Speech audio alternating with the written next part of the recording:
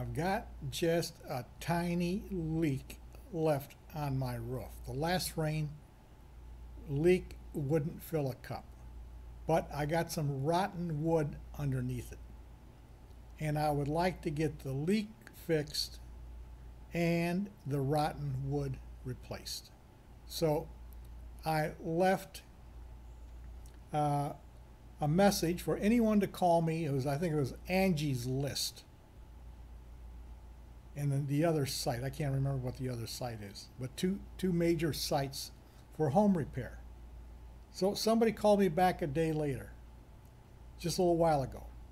Says, yes, we can come out and take a look at your roof. It'll be $250 for the appointment, but it will be applied to any work done.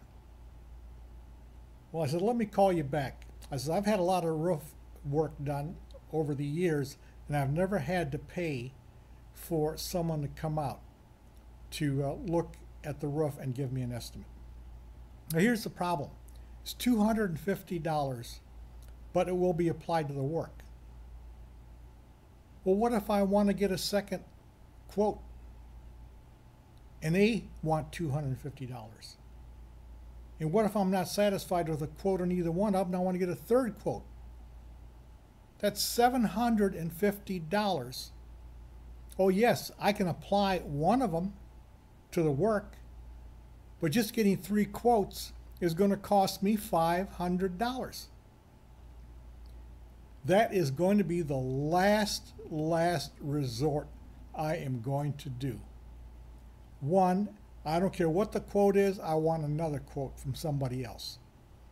But this should be a quote for free.